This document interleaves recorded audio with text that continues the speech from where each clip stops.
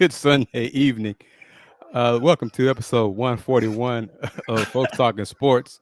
I am KG Whoa, Kris yeah. Gardner of the Houston Roundball Review. With me is Willy Gibson. How you doing, brother? I'm good, brother. How you feel? Doing well. And also with me is AD Moore. I wasn't expecting him to join us right now. Uh, Kennetra Pulliams will join us hopefully momentarily. But three of us are here. And She, Brother Gibson, she it's can been a have my while, and I she can have my apologize for spot all when I that. get ready to leave.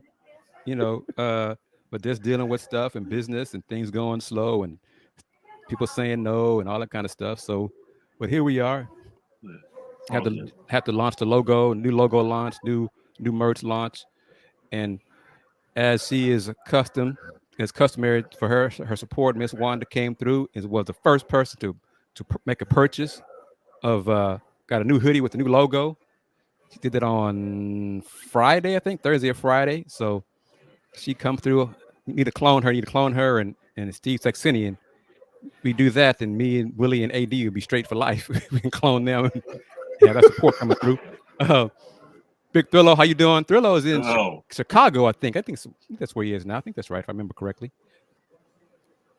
Brother Gibson, yes, sir. talk about the Browns. Let's catch us up to speed about Deshaun Watson and everything, and his injury and all that kind of stuff, if you don't mind. No, I don't. Towards Achilles against the Bengals 2 weeks ago now. Out for the season. Had surgery about 10 days ago. And Dr. Richard Anderson in Charlotte, North Carolina, on track for full recovery. Um, Now the question is where he takes his next snap because it's 3 years in Cleveland. He's due a guaranteed $96 million or $92 million the next 2 years, $46 million per season. However, the cap number is 73.7 million for the next 2 years Wow. or now. And I don't know. Right, that leaves the Browns about 40 million over the cap for next year, 2025. So it'll be interesting to see what they do on Tuesday, trade deadline in the NFL. Number of names. Darius Smith is one name to look to be traded potentially. I'll tell you one name that's not going to be traded. Myles Garrett is Okay. not going to be traded, so we can stop that. All And those that joining want us his right name. now, add some beauty to the screen. Miss Kennetra Pulliams, how are you Yeah, doing, good, TP? good. Hi, Oh, guys. you didn't come soon enough. Oh, go ahead, Will. Sorry, Myles Garrett won't be traded, but go No, ahead. All right. no. Zadarius Smith is a potential name to be moved by Tuesday, possibly to Detroit. He's in the last year of his deal. They've already moved Amari Cooper. Smith is probably the only one for now that'll be moved, but they lost today to fall to 2-7. Jameis Winston. Jameis is there to fulfill a role. He's the backup quarterback, and he took a lot of heat today for some throws, but he's there. The expectation is not high for this team at 2-7. So he's the morale booster. He is. Is he? Is he though? I mean, is he accomplishing that? No. He's a great real. He's a great, and James is a great guy. Don't get me wrong. This is Right. not any shade towards him. You see the pregame speech. You see the huddle, and that's genuine. That's authentic. The hype man. Yeah, he is. That is not a show. He is absolutely, positively, 100% himself. But this team is a lot more away than just a quarterback. Yeah. And I think a lot of people put a lot of undue criticism on DeShaun and thought when DeShaun was no longer there, all was cured. And last week, those people took a victory lap because they beat Baltimore without DeShaun. Well, those people came back to reality today because they lost to exactly. They lost to the Los Angeles Chargers today. it's not a good team. It's not. It's not. The defense, what is this? Week 9. Miscommunications on defense and the defensive backfield in the secondary led to 2 65-plus yard touchdown passes by Justin Herbert. Myles Garrett had 3 sacks in the first half, but it takes more than that. So this team is they have a lot to look over during this bye week, and we'll see what happens. Willie, who would you say has the most flaws? Cleveland, New Orleans, Chicago. Cowboys. Chicago. Oh, well. So say Dallas, because I got to smile and cheese up on that. So yeah, it's the law of the lid in Dallas. I mean, then they're gonna go as far as the GM is going to take them. And by the way, the GM is also the president. Who, by the way, the president is also the owner.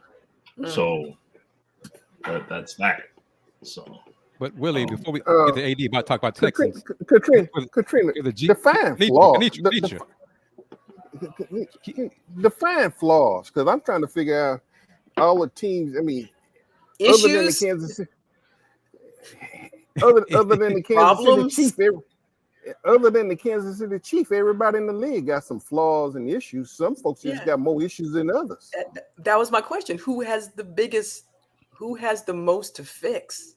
Well, don't the Chiefs have like injuries at wide receiver? I mean, it's kind of minor compared to everybody else's problems, but they were fortunate to find a way to win that first month of the season. They could have easily lost each one of those games. Yeah, but but the thing about it, that one of their flaws was not their defense, and so that in itself, their defense has carried them to the point that until they can start getting their offensive systems rolling, that defense is really just a continuation from last year, the end of the latter part of last year through the Super Bowl up until now. That Kansas City Chiefs defense is starting to remind me a lot of that one that beat the Minnesota Vikings when Hank Stram was walking up and down the sideline. They are becoming AD. What?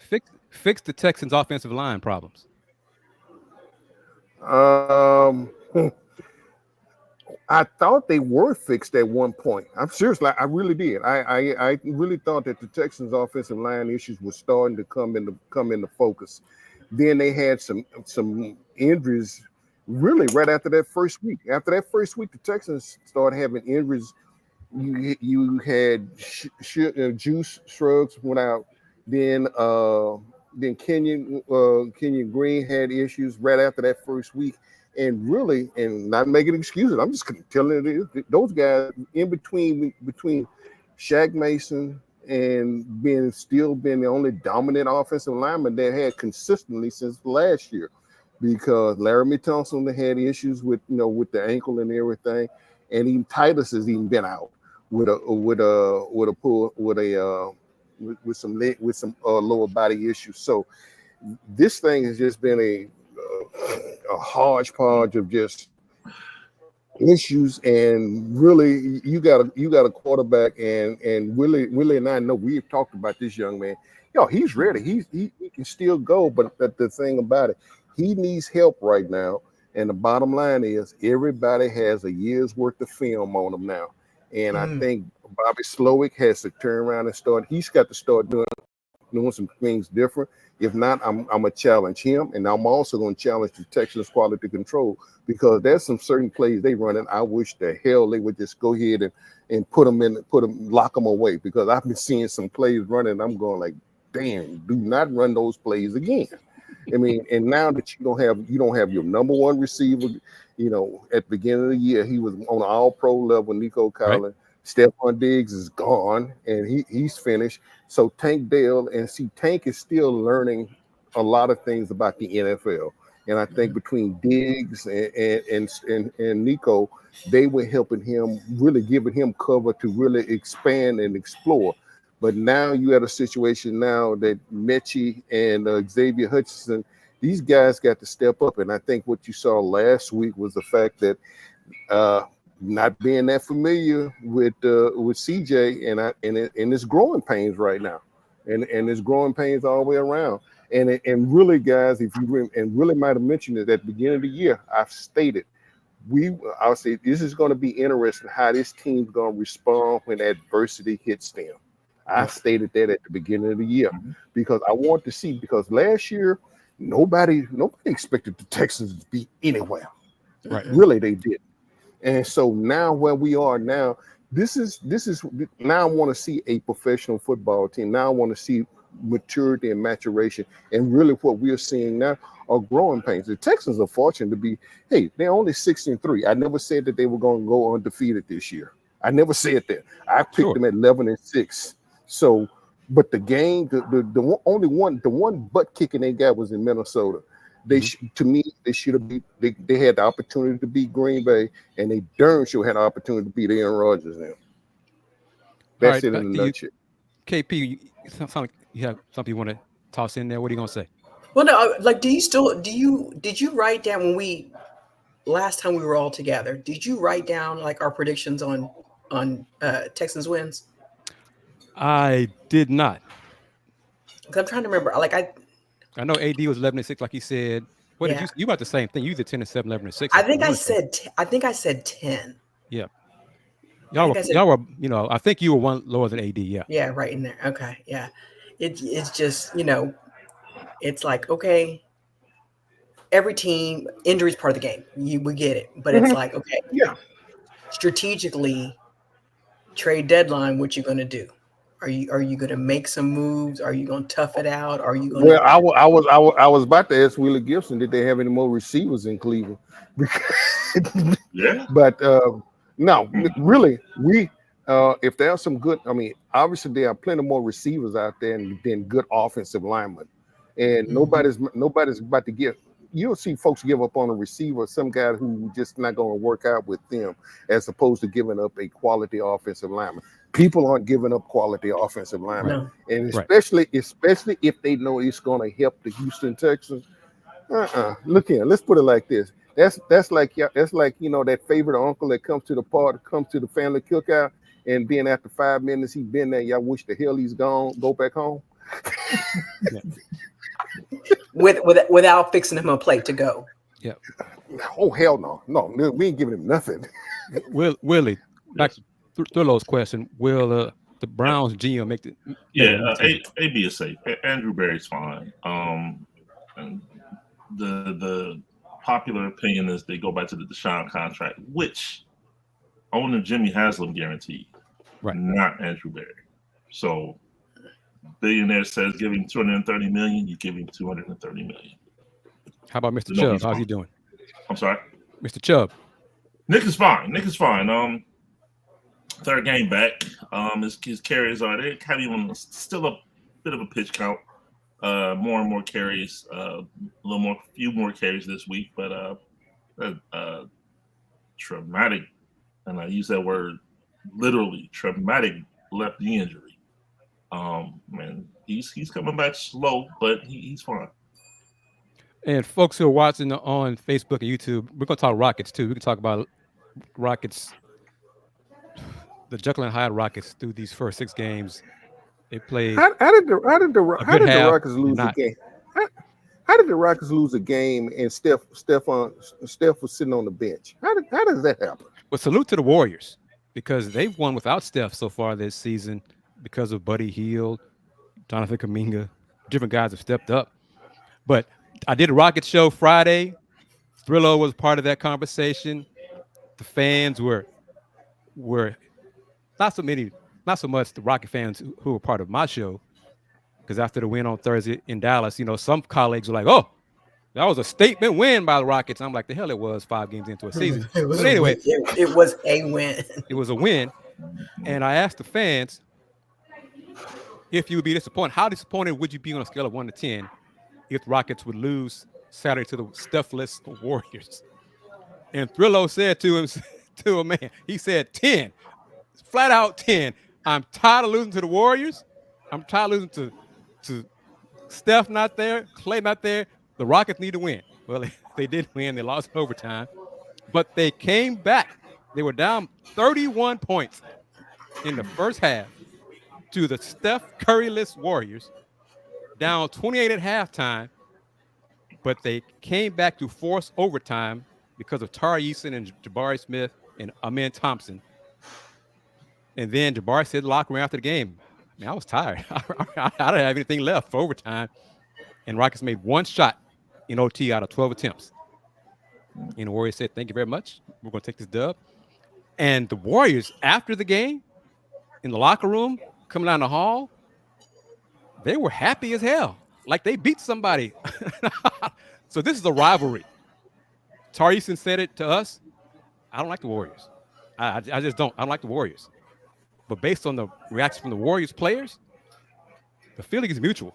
They don't like the Rockets either because they were jumping up and down. Yeah, we did it. I'm like, y'all beat the Rockets. I mean, okay, hooray! Why y'all?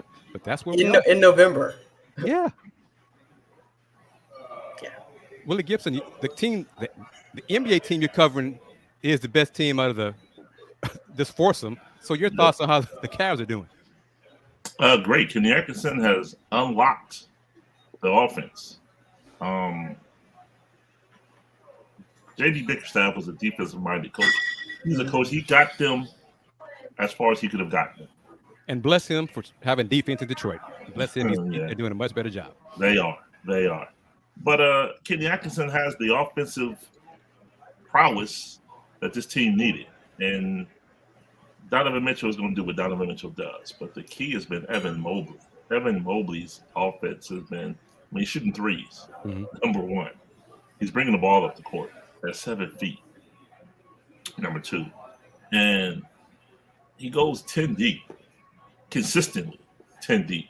I think they played Friday night against Orlando. Granted, it was the first time we're back-to-back, but Donovan Mitchell played just under 30 minutes and led the team in minutes because Kenny Atkinson goes 10 deep. Yeah. And I think that's going to be crucial. Granted, it's November, but you get into December, January, February, and down the line, the depth that this team has, that they had last year as well, but Kenny Atkinson is utilizing it. It's going to pay dividends big time when it comes to playoff time. Mitch, I want to ask you first, but I want to get everybody's thoughts on this.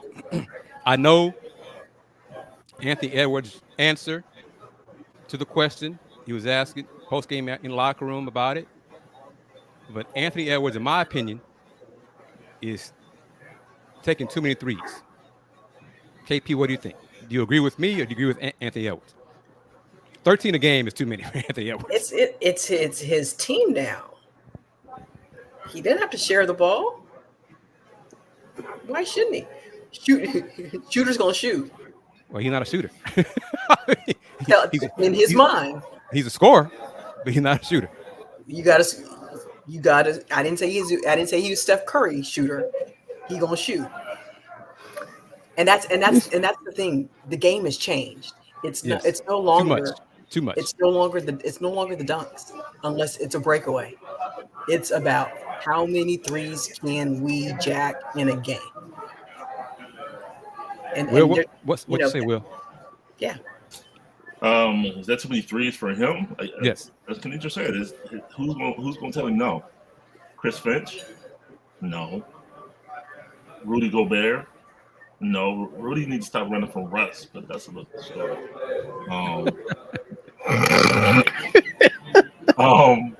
Sorry. No. I mean, if he doesn't shoot him, who's going to shoot him? In the words by Sheree, who gonna check me, boo? Huh? I see you went there. See, Yeah. you went there. But and they're up and down right now too. He is, in my opinion, and I'm old school. I'm not ashamed to say that. I'm old school.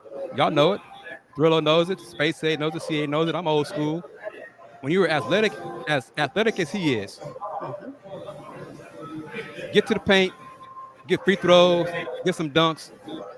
13 3-pointers attempt a game for a guy he ain't Steph. He ain't Klay Thompson in his prime. Come on, man. Especially if your team isn't winning as well. Look in the mirror, bro. Look in the mirror. He's shooting 13. What's he making? 4.5, 5. Okay. 35, 38%. All right. It's less than that, guys. Come on, man. If you only getting 4 out of 13, I gave you I love. think it's 5. I think it's 5. I went 5. Now, but the thing about it, I mean, Ant-Man is a slasher. Yes. He's a slasher. Him standing out at the 3-point line is a waste of his talent, as far as I'm concerned. And I agree. And, I mean, you trying to, I mean, from last year to now, he is reincarnated as I am now a long range shooter. You know, who am I? You know, Dale.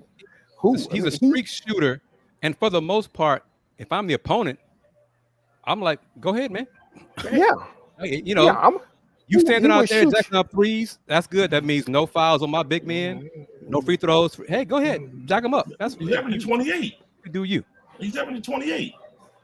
Last year he averaged 26. So I know what he's averaging. Yeah, he can still average those 28 by getting to the free throw line more instead of shooting so many. But here's the question: by him driving less, he's enduring less contact. Does that make it better for him for the duration of the season so he's not as beat up? If you stand out and shoot, okay, you got a hand in your face, but you're not getting beat upside the head, hit across the body. You're drawing less contact. Yeah, but KP, here's the deal, though. That's weak. Yeah, I mean, I'm just asking. No, you could be right, but that's weak in my opinion. You know? Yeah, but I mean, come on, what is this? What is this? Only the 6th game of the 6th or 7th ball game of the year? Yeah. Heck, I mean, none of these guys been hit, hurt, or whatever. Please give me a break. They can pay. Those are professionals. I mean, what we on load management now already? And it's only the 6th ball game of the year. Yeah, let's get into some of that too. Because that's about Philly. That's about load management. You know, but yeah. Space says with a comment here. We're gonna talk about Mr. Embiid in just a moment. Don't worry about that. Space says you don't leave Alpi out the entire OT. You just don't. Yeah, you do. If you don't like the man's defensive effort, yeah, you do. Are you saying he's a liability? Out sometimes, yeah. Especially when he's not hustling on defense, not giving effort on defense, and Coach Udoka, that just won't work. I mean, you got to give me effort. I know you're not a great defensive player, but you got to compete and hustle back on defense and match up with people. Did he just get the bag? He did. And that may not be a wise thing going long term either. But he also left the bench and went to the locker room 2 minutes left in the second quarter last night. And Ime said he did notice. He didn't realize it. That's what he said. We all saw it. But Alpi he started third quarter. He played the whole third quarter. So he was on the floor doing the comeback when Charleston carried them and cut that deficit from 28 to like 15, whatever. But yeah, Alpi he got up and walked down the baseline and went to the locker room with 2 minutes left in the first half. What was it at halftime? He didn't talk to us after the game. He was nowhere around. So we didn't get a chance to ask him about it. But, since I forgot about ask anybody else about it? Ime didn't say, like I said, he said he didn't know anything about it. What can we, we got to take him at his word, so. Well, what did the assistant coaches say? We don't talk to them. That's not my issue. Doesn't the assistant coach talk to, they're not allowed to talk to the head coach? Well, I don't know who knew. I don't know who knew, who didn't know. We can't talk to them. So I don't know. It sounds like some cover up going on. Come on, it's already your first part of the year. I mean, I got enough to say in a minute. That's not gonna make Tillman happy, but whatever. I mean, somebody had to unlock the locker room door. Thank you. I mean, it's not left open. Well, but we're not talking to the equipment guy about it. Who I've known for years. But KP, your Nova Knicks are one less Nova Nick. I know. Your thoughts on Cat and what he's doing with the Knicks? I know he destroyed Jalen Duren on Friday, boy. So maybe that's the thing. So maybe Dante can get his shots with the T-Wolves. you know. Well, but he can if Ant's taking all of them. Right. No, like, you know, so far I like the distribution of the offense, spreading it around. I just wonder about lack of size and lack of depth as you get in to April. You know, right now, hey, it's all new, it's all fun, hey, it's good. But you know, as you get deeper into the season, I think that could be exposed, you know, not having depth in the post. Fair enough. But let me say this little tidbit to share with everyone, and then we're going to talk about Mr. Embiid. Last night at the downtown building where the Rockets play, it did not rain hard. Okay, it stormed in other parts of Houston, but it did not rain very hard downtown. But somehow, in the media section where I sat and some of my colleagues, the roof leaked. We started getting hit with raindrops. So much so that I had to move. Me and one of my colleagues, we had to go downstairs. So the drip started late second quarter. And we looked up like, where is this coming from? And we thought it was like a fan, you know, spilling something like that. Condensation, yeah. Yeah, wasn't that. So the drip kept getting worse. And then come back from halftime, the table is just wet. It just drops. It's like a little pool of rainwater on the table and on the floor. So we're like, yeah. And I'm 3 seats down from him. So fourth quarter, he already left to go downstairs. Fourth quarter, it started spreading down to where I sat. I got to start hitting with drops. So I'm like, yeah. And so we reported it. We'll see if it's corrected by tomorrow because the Rockets host KP's Knicks tomorrow evening. We'll see how that goes. I won't be there. I'll be at the Peters Center, Tillman's other building, to watch the Houston Cougars tip off their season against the Jackson State Tigers, coached by Mo Williams, Willy Gibson, Mo Williams. Coach Sampson had some very nice words to say about Mo Williams in Friday's press conference. I always ask about Mo and when the Cougars played Jackson State. So we'll see how that all plays out. But yeah, I just want to add a little tidbit about, I don't know if it's a ceiling tile or a paneling, whatever. But yes, it leaked inside the building last night. So, Kris, to your knowledge, like, were there any other section fans throughout, or was it just isolated? Not that we know of. So we'll find out. But traffic getting around there was not enough security people, the traffic folks directing traffic. It took me 30 minutes to go 5 blocks. I mean, come on. I thought, and this is without stuff. It took me 30 minutes to go 5 blocks. Well, was everybody at Rice Stadium?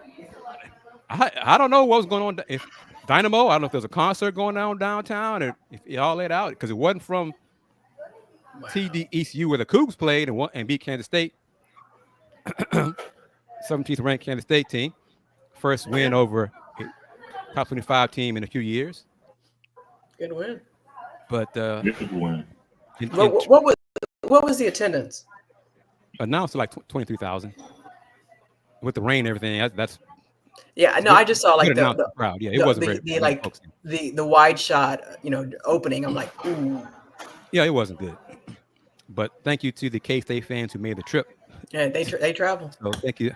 Appreciate that. And thank y'all for go home and take that L with you. So it's all good about that.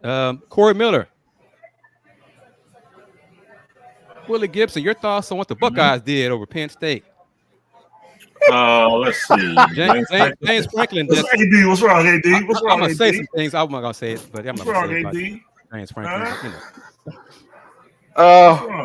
Kris, before Mr. Gibson starts his eloquent presentation on the Ohio State, I've already had to just come humbly to him and just, ask for forgiveness. Nah. I felt like the James Franklin and Whiteout that, maybe just this time, maybe just once, dear God, he would just give him some, the football gods would look favorably on the midline. They didn't. Nope. It's all LOVE, man. It's all love. All love. The 20-13 Buckeye victory ran James Franklin's record to 1-10 versus the Buckeyes. There's levels to this. It's interesting that he's 1-10 against the Buckeyes, but you never, just now, you're starting to hear rumblings about, is this the end for him? Should this be time to get him out of there? The Buckeyes, they handled business. They went in there. Actually, truth be told, there were probably about 3 touchdowns that left on the field. Should have been a much wider margin than it was.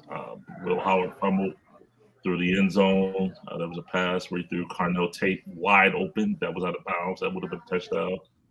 Freshman Jeremiah Smith dropped a touchdown pass where he was wide open. Ohio State, and this was the first game when they rebuilt the offensive line. The left tackle and the left guard were brand new going into Beaver Stadium yesterday. But big win. Moved up to number 3 in the country, 7-1, and now it's November. So you have 2 games to get ready for the stretch run. You have Purdue this week, and after that you have Northwestern. Then you have Indiana and the team up north, the rival, coming in to finish. I did that for UAD, the rival, to finish the season. So it's all about the 12. It's all about the 12 now. It's all about the final 12. They have to win out to gain the rematch December 7th in Indianapolis against Oregon. And that's for the Big Ten title. It's for the first round bye. It's not enough just to get into the 12. It's about getting that top 4 slot in the first round bye. It's great to have a home playoff game December 20th, but it's better not to have to play that extra game and just wait till New Year's Day in the Rose Bowl. So we'll see. We'll see what happens. Willie, what are your thoughts of how Will Howard has handled the opportunity to be the Buckeyes quarterback this season? How he's handled it, I think he's handled it fine. The expectation for Will Howard is to not, and I don't necessarily, I'm going to use a term that a lot of people don't like, just manage the game. You don't have to go out there and win the game. You have Jeremiah Smith, you have Emeka Ibuka, you have Quinshon Judkins, you have Travion Henderson. You don't have to go out there and throw for 400 yards and 5 touchdowns like Cam Ward had to do for Miami yesterday. You just have to do your job, manage the game. And he's fine. The expectations, he's doing exactly what he's expected to do. No more, no less. And I think he's handled it well. Got someone chiming in from England. Wow. Okay. I'm leery of that. Just because it's new, so I hope it's not a troll. Thank you very much. If you're a legit fan, appreciate it. All right, now it's time for the assault. The shove. Joel Embiid. What were y'all's thoughts on when you first heard about it? First saw it on Twitter, social media, or TV, whatever. Your initial reaction to it? Because there hasn't been anything today for the NBA, right? That'll be Monday or Tuesday.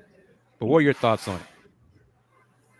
I just think it was a culmination of a lot of things. There's some frustration. Of course, he's hearing from the haters about, so you could play in the Olympics, but you can't play for your team. You're the franchise and trust the process and all this. And then all of a sudden, where's JoJo? Where's Embiid? But again, if somebody comes after you and your family, you're going to defend their honor. And, somebody catches you on the wrong day and you're already in your feelings. Hey, you pop off. Will? Agreed. I mean, we all are credential media. We cover sports at the highest level, and you got to know it can never become personal. And for that columnist to mention his late brother and his child, that certain things are off limits. You have to know, you know the lines. We all know the lines, and to take that the way where he did. I mean, do you condone it? No, but I understand. Yeah. AD? Yeah. All right. I think the underlying part was it was a columnist that did this. Now, a columnist and a reporter, we're talking about two different people now. Mm-hmm. Now, Mm-hmm. I'm not giving credence to a columnist because the columnist, that's what he does. That's their opinion. His opinion is out there to shock you, move you, and do everything else. I'm laid that groundwork. You talk about my family, I'm gonna break all 12 off of his behind. Is what I'm gonna do. I'm gonna just tell you straight up. And I'm a professional. And I've look. We've all had to deal with high maintenance athletes and so forth. There's a certain way to do it. I give deference and respect to them as a professional and so forth. But however, I'm gonna conduct myself in a way that, because if you come wrong on me and I know I've treated you right, you know what, we gonna talk about it. And if we can't talk about it, then we'll take it whatever next step. But in this case, when the way he's done that, and when the fact that he brought in his child and then a deceased member of his family, there is a certain line. But the thing about it, here's the situation, folks. This is in keeping with everything else that's been happening in this country in the last 5 to 10 years, from the political thing and everything. There are no boundaries anymore. If you allow, we have a person that's running for office with how many felonies, how many times he's been impeached, and right now come Tuesday, allegedly they are tied. Tell me, in what other country can this happen? Really? And I'm not trying to be political about it, but I'm just calling for all this columnist is an extenuation of what is happening in this country and the degradation and respect we have for one another as individuals in this country. Bottom line. Look at what happened, yesterday with Jason Kelsey. Somebody came at him wrong about his brother. You defend your family over everything. Right. Yeah. And so, you call my brother out his name, I'm gonna smash your cell phone. Because you're just trying to instigate and poke and prod and get your little 5 minutes of fame off me. No. Yeah. Oh, I'm gonna do more smash stuff. I'm gonna lay them hands on him. So that's what I'm gonna do. So but yeah, go ahead, AD. No, it just is a continuation of a guy.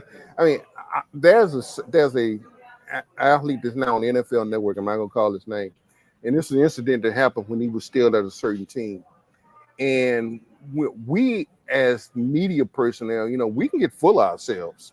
And I think KP, Will, and we've all been present on. I mean, there's some folks that I have to do, my colleagues, I sort of go like, I think I'd rather go out there and maybe throw garbage. Sometimes I have to deal with some of these folks, man. But that's the reality of who we have to deal with, who we have to work with.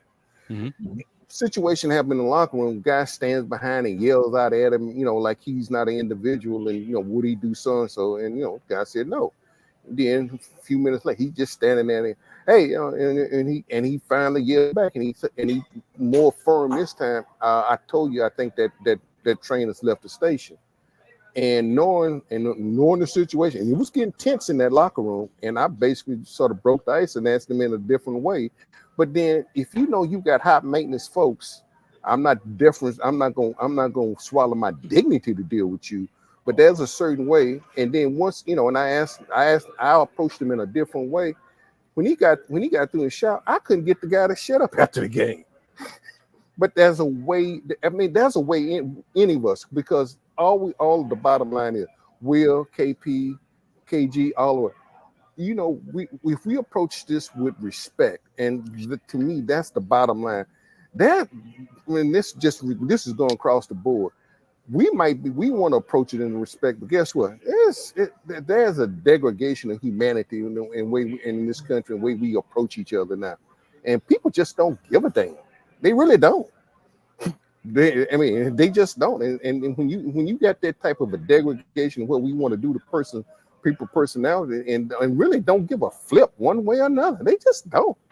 And so, into a real sense, man. You know, I don't blame him, but you know, but being in Philly, come on, we know in Philly they booed Santa Claus, and that was before any of this came about.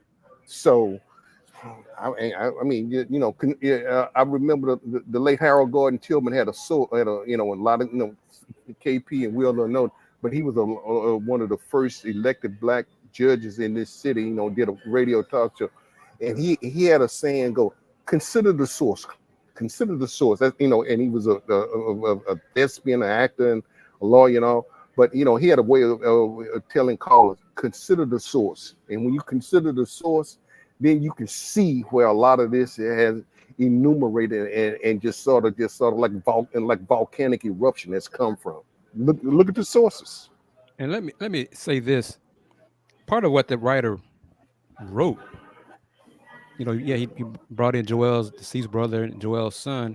He also talked about Joel. He called him out, you know, get in shape. Didn't the Philly Six organization say and Joel say that he's lost weight in the offseason? He's gotten in shape. Didn't they say all that a month ago around media day? Yeah.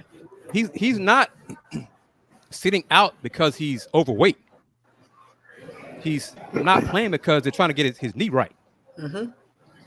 And get him healthy. He's not fat. He's not overweight. He's lost weight. That's what they told us, right? That's what they told us. So because that's the thing. So you rush him back before he's completely prepared to play the entirety of a season, and then all of a sudden come playoff time, and you don't have him. Then don't have him. Then you say, well, once again, Joel, he can't play in the playoffs. Well, you can have it both ways. You want when you want to play. You want to play in November? You want him in November, or you want him in April and May? Yep. So, you know, there's a whole bunch of different ways to handle things. I just, you know, respect is lost in society and is going down and declining all over the place. So is journalism. Indeed, that's a fact. But I want to say this, and I'm tying it all together. I'm calling out hypocrisy. But first, I want to acknowledge Amir Abdur-Rahim's passing, head coach at South Florida last week, 43 years of age. Sharif Abdur-Rahim, brother, youngest brother. Reef, my gosh, how old is Reef now, Will? I mean, he was in the league, number 2 pick. How long ago? I mean, just long. 96. Yeah. So I'll go back to Reef that long. Yep. So when Amir passed away, and the job he did at South Florida last season was damn near a miracle. A turnaround that he did, because South Florida, being in the AAC with the Coogs for a long time, it's Florida. Tampa used to be a great recruiting, you know, area for you. Couldn't win. Didn't win. Had a head coach at one point, Orlando Antigua from Coach Cal's tree. Mm-hmm. Folks thought, well, he got the Kentucky connection. He's gonna bring us. We're gonna win. Nope. He didn't get it done. Coach Amir won last year. So much so, I voted for him as National Coach of the Year, and was shocked that enough folks didn't. I mean, do you realize what this man was doing? What he did last year? So when he passed away, all of the words and the plaudits, and he was a great guy, and may he rest in peace, and love wins, and we're gonna do. And some of those same folks, I know for a fact, y'all full of stuff. Hot air. That's one way of saying it, hot air, because I've seen some of y'all post stuff about folks, and yet other side of your mouth, oh, Coach Amir was such a great guy, and I learned so much from him. And I'm like, really? This is the man who believed, walk, talk, love everybody, respect everybody, taught his players how to become men. And yet I've seen you do the complete opposite. But you're going to come at me and tell me, I'm like, okay, I'll see you. I remember how you are. So it's amazing how some folks' true colors come out. So I'm just going to put that aside, just put that out there. But okay. I want to get y'all's thoughts on this. A few days ago, Eddie Nuñez, AD, the recently hired AD at the University of Houston, went on local TV, Brother Gibson, local TV, to announce the launching of the Houston Blue merchandise. Not Columbia Blue, because, get in trouble with the NFL. But Houston Blue merchandise. He announced it on local TV news, the morning news show. The merch is in sporting goods stores. It was on sale Friday. Unlike the previous AD, who, when he announced it, when the Coogs wore it in the football game, what can I buy that? Oh, it's not for sale. But yes, Corey, put it right there. It is refreshing to see Eddie Nuñez get the big picture. It is another source of revenue for the athletic department, which is sorely lacking and has lacked for years. It's available on campus in a bookstore. It's available around the city in sporting goods stores. And he wants to do more. And I'm just like, is this my university? This my alma mater? I'm shocked. But KP, what are your thoughts you heard about Houston Blue? I thought the explanation was solid, because it wasn't just, hey, this is a gimmick, it was successful last year, but to tie it into the community and the city and the history of Houston, and how much the value of that color and how much it has resonated, and it's not just law enforcement, baseball, just throughout Houston, the infrastructure of Houston, that color has played such a prominent role. So it's almost like, hey, we're reaching back to our roots and incorporating that as we go forward to build a new and bigger and better University of Houston. KP, you are correct. But the previous AD, that was part of the spiel when they launched it previously. He just did a piss poor job of making it available for purchase. His marketing, he had no clue how to move with the NFL, work with the NFL, and figure out how to make it so they'd be okay with it, and then sell it. He had no idea what he was doing. And that's why his ass is gone. Sorry. No, I'm not sorry. No. And I'm not going to say who. I think I told somebody here on the panel. I'm not going to say who specifically. But I was told weeks ago. It's like night and day, Chris, between Eddie Nuñez and the previous AD. Like night and day. It's so much better. Who was the previous AD? No, I know. Yeah. I'm not ashamed to say it. The man who ran from me when he saw me on campus. That dude, see me on Willie doing his Michael Jackson. You want to be starting something. I am. But yeah, it's like night and day. Chris, you sure that he didn't run over there on South Main, because the folks on South Main figured that out last year with their Houston Blue when they came out with it, and they didn't have any issues. But they were smart. They called it Rice Blue, something like that, something simple. I mean, and it was available for sale on campus at Rice last year. And in fact, they wore it again this year too. Yep. They have already worn that Rice Blue again this year. And Rice shocked the football world.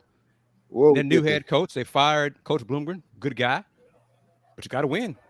Will, KP, y'all know you got to win. AD, and what's new? You know what coach do? They beat Navy. The rain And that delayed was the a- game for like 5 hours or something like that. But they beat Navy. Well, hey, the thing, hey Chris, here's the thing about it. If it had not been for the lightning, Navy might have just maybe could have sent the frogmen out there to play them, with all the rain. But it was so much lightning going on. I mean, it was the darndest thing, man.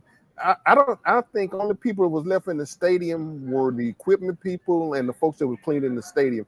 And I think they got the stadium clean while doing by the time the clock went 0, they had the stadium all clean. All the players had to do go in there and take a shower and go home. And it was so weird because the distance between Rice campus and UH campus is like 4 miles. Yeah. 4 miles. UH K-State game was delayed for an hour. Yeah. Rice Navy delayed like 5 hours because of the lightning, because of the thunderstorm that was sitting over Rice Stadium. I had a question, Chris. What? Yes, sir. I wanted to actually ask you this. When they fired the coach at Rice, any players left since he's been fired, or? I don't think so. No? No. I don't think. No. No? Okay. No. How was that? They all are still there, Will. All those players are still there. Nobody as of yet that I'm aware of have put their name in the transfer portal. Yeah. Nobody's flying. But it might be the timing of it all. You're more than 4 games in. So, like, even if you enter the portal now, you've essentially lost a season. So you might as well stick it out. Yeah. Take it, finish it out. The 30-day window opens when they fire the coach. I was just curious as to had anyone left. Yeah, that's interesting. But KP, I want to let you know on the air, and mentions to AD and Brother Gibson as well. KP, you remember you and I talked about Shelton Henderson? Mm-hmm. He announced he's going to Duke. No shock to me. Duke No.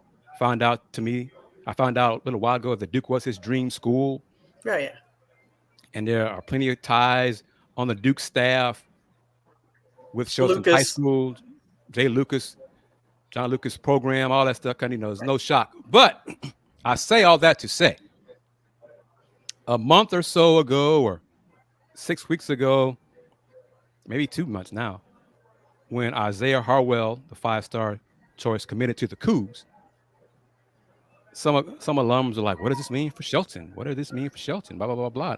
And first I said, well, maybe not much. But then a little birdie told me, oh, yeah, we're moving on from Shelton. Yeah, we're moving on. I was like, oh, okay. So his official visit was canceled to Houston, and his last schools were Duke, Louisville, and maybe Texas. And Louisville was coming up that outside rail, Will, with that bag coming up. And then Duke said, yeah, no, come on, Shelton, we got you. So yeah, I'm sure they had Coach K, reach out to him. And CA, I won't. Coogs did not miss out on John Clark. I understand where you're coming from, but as I touched on it, and you heard me on Thursday's show, Will, AD, John Clark is part of the TJ Ford grassroots program. TJ Ford went to what school? What college? That school up in Austin. John Clark announced he's going to KP's alma mater. No shock. No shock there. Yeah. TJ Ford is like, yeah. John Clark is not going anywhere else but Texas. Okay, take the visit. Do what you got to do. But young fella, you come on. When you said TJ Ford, KP, I'm what I'm about to say. You already know about it. I mean, athletes don't like to leave from up there. They'll spend 5-6 years. Y'all either got some of the best NIL programs, or maybe it's the ambiance up there. I mean, it's guys. I mean, guys that probably could be 1, 2, 3 draft picks Oh, that's all right. I think I'm gonna go back and play one more year on the 40 acres, and I'm sitting there going like, boy, it must be nice. It must be nice. So, Hey, when you have your ambassador Kevin Durant, hey. KP, did you shed a tear yesterday when the Aggies lost? wait a minute. Hold up. That's like asking is that a no? Gibson. hey, KG, that's like asking Willy Gibson. Can you enunciate that team up north? No, that I mean, if he are you Will? Are you sad that the team up north is struggling? The rival? No. The rival. See what I told you? See what I told you? Yeah, KP and Willy Gibson are the prime examples of folks, that they go like they could care less. Yeah, see, they bring a perspective from the ivory towers of athletics that little old me cannot provide from my little school. I put it like this: my alma mater is bowl eligible, so I'm shockingly, proud. Hey. With 3 games left in the season, the Fighting Willie Fritzes, they win 2 games. They are bowl eligible. Be bowl eligible. Who the hell would have thought that? I know I didn't. They've doubled up my prediction. I thought they'd get 2 wins this year. What's bowl eligible? Who do they have left? Yeah, you know what that's like. What's bowl eligible? Yeah, you don't know what that means. I'm unfamiliar with that terminology. Y'all get 6 wins through the first 7 games of the season. Y'all, you know what that's like. Man, you really don't have to rub it in. You really I know college football playoff. I know. Yeah, you don't understand that. Hey, what's this bowl eligibility that you Coach speak of? Fritz is unlike the previous head coach, who we'll see. He's already beaten. Coach Fritz already beaten a top 25 team. Yeah. In his first season, I don't believe that other guy did at all when he was at Houston. Just saying. To those folks who, oh man, I hate I had to miss yesterday's show, Let's Rage Coogs show, because of the delay. I had to go to the Rockets. So everything got pushed back. But I wish I was part of the show, because there are some folks on Let's Rage Coogs who were saying Willie Fritz is in over his head. Oh my gosh, we hired the wrong coach. This was a mistake. Well, you know me. Who should they have hired? Petty Tendergrass. I'd have been on it. I'd have been. I'd have been. Just okay. Chris, who do the Cougs have left? Arizona, Baylor, and BYU. No ball. And that's that's Arizona's struggling. Arizona. You can get 2 out of 3.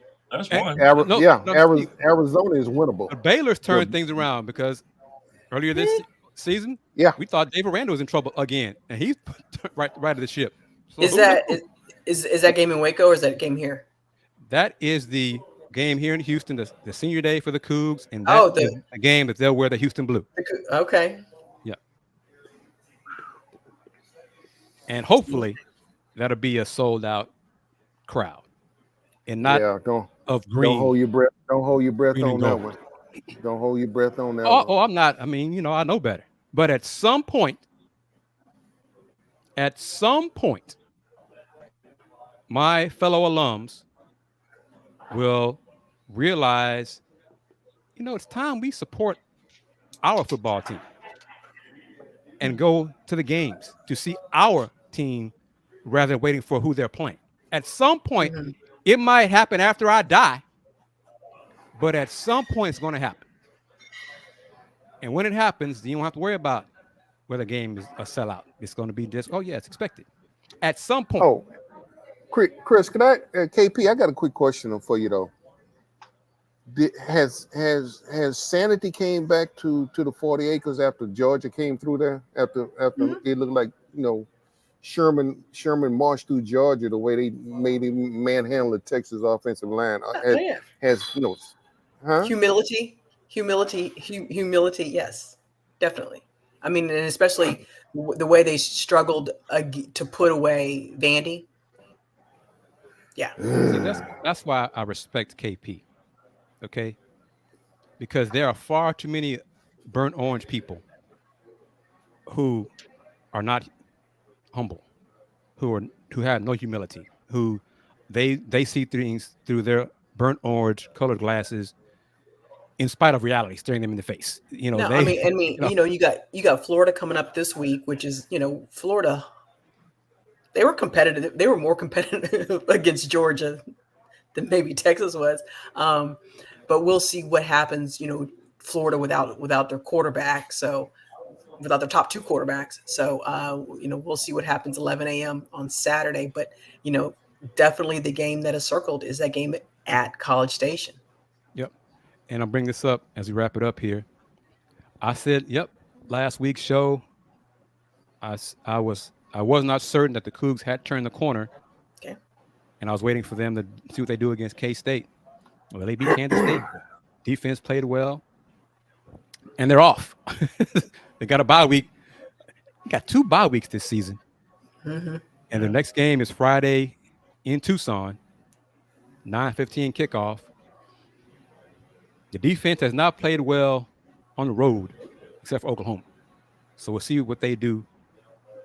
And Arizona's up and down. I'm not putting anything past this team anymore. I'm just satisfied that the team has gotten better, and I just hope more and more alums will go into their wallets and buy some tickets. That's what I want. And I'm glad to see Eddie Nuñez doing his part in terms of marketing and promotion, because that's also part of it. If you got fans who want to buy tickets and they make that phone call, someone needs to answer that call. Take that order rather than go to voicemail, or you only have one person in ticket office trying to handle that. Give me a break. That's just asinine.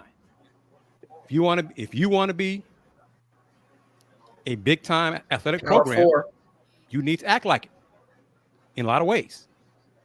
And that's part of it. You got to take care of your customers, your fans. You got to give them reasons to want to support you rather than reason to, no. You don't get a second chance to make a first impression. So if you turn them off, well, I called, the phone just rang. I want to buy some tickets. Nobody answered my phone call. What is that? And Will, I'm not making that up. You know me. I'm not making that up. So, all right, that'll wrap it up. Salute to everybody. AD, I'm glad you were able to join us, man.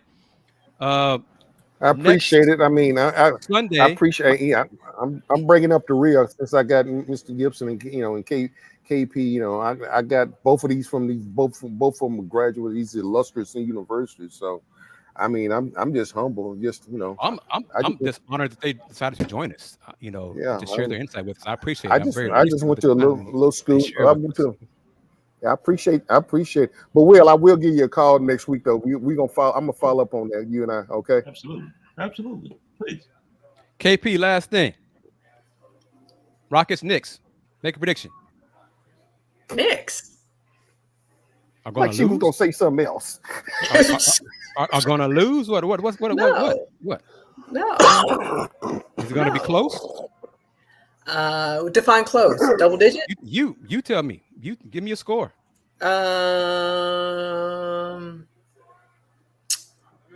Knicks by 9. Whoa. All right. Okay. And I'll be the Cougs men's basketball begin their season Monday night at home against Jackson State. We're going to do our first Let's Rage Cougs post-game show after that game. The women's team begins their season on Tuesday against Texas Rio Grande Valley. Then they go to Georgia later in the week. They're going to lose. And then the UH men's team faces Auburn this Saturday at Toyota Center. 8:30 start. It's part of a double hitter with Rice and Florida State in the first game. So I'm looking forward to all of that, and we'll have a Let's Rage Cougs post-game show after that game. But first person up, Mr. Moore. How can folks get in touch with you, sir, on the social media? Thank you, social media, you can catch me at AD_Moore64. That's X, Twitter, or whatever Elon is calling it this time. AdMax Corner Instagram, and also Facebook, and also that catch me or follow me also on the AdMax Corner YouTube channel, because that's running. I'm running a lot of shorts running from the. In fact, I'll be at practice tomorrow afternoon for the Texans. You know, they done had their nice little day off, and they done days after their Thursday night game. They got 2 primetime games coming up. They got the Detroit Lions coming up on Sunday Night Football coming up this, and then the following week they got Monday Night Football. They playing the Dallas Cowboys. So conceivably they can be 1-1, or they can be 2-1, or get to be 0-2. I don't see the latter. I can probably see them maybe going 1-1. Brother Gibson. Thank you again, as always. You can find me on social media at Will Gibson 7 on Twitter. I'm not changing. It's Twitter. Facebook, Will Knows. Instagram, Will Knows Sports. And I just saw it. Ma'am? And on Twitter, I'm at K Pulliams. And see, that's so old. I didn't even change the X. I still have it up there as Twitter. See, my fault, Will. I got to put yours back to Twitter. I'm sorry. All good. All good. And me, I am KG Kris Gardner on. I hardly use Twitter, so I'm just keeping it real. I'm not giving that man much of my time. So, honestly, especially what he's doing lately. You don't like it? I don't. I'm not bothered about it either way. But anyway, I am on Folks Talking Sports, IG and Threads. Folks Talking Sports, IG Spoutable, Threads and TikTok. Houston Roundball Review. Get you that new merch. Got the new logo. I've received compliments on the new logo. I just put up and designed the new logo with the new mug. So it's on the bonfire.com website. So you can go check it out with the new mugs, t-shirts, long sleeve shirts, sweatshirts, and the hoodie. Waiting on Brother Gibson to buy a Folks Talking Sports mug. You are. So he can take a sip out of that. Enjoy his hot chocolate or coffee as the weather gets cool. It was 80 degrees today. I'm good.